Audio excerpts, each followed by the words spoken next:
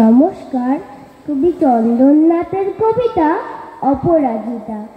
জানো মা, আমি না কবিতা লিখেছি, তোমরা পড়বে কি তা? মার কাছে গিয়ে খাতা মেলে ধরে ছোট্ট অপরাজিতা।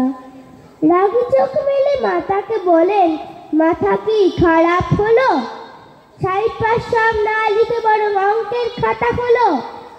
মুখ ভার করে গুটি গুটি পায়ে গেল সে বাবার কাছে। কবিতা লিখেছি, ও বাবা তোমার দেখার সময় আছে? মুখটি না তুলে বললেন বাবা, কবিতা লিখেছ? ও বেশ, বলবো তো বটেই, আগে খবরের কাগজটা করি শেষ।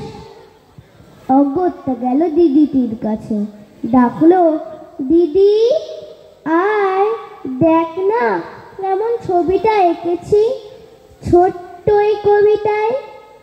দিদির দু চোখ টিভির পর্দায় ঝলমলে রোশনায়।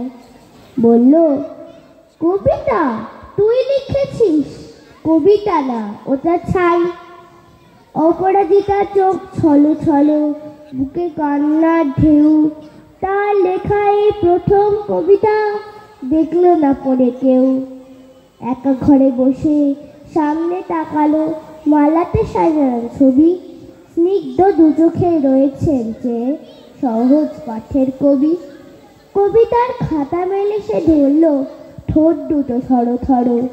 বলল, ঠাকুর কেউ না পড়ুক, তুমি এই কবিতা পড়ো।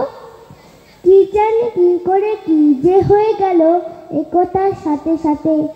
রবি ঠাকুরের মালা থেকে ফুল ঝরল সে খাতাটিতে। মনে হলো তার সামনে দাঁড়িয়ে বুঝি রবীন্দ্রনাথ। মাথার উপর রাখলেন তার আদর মাখানো হাত। নমস্কার।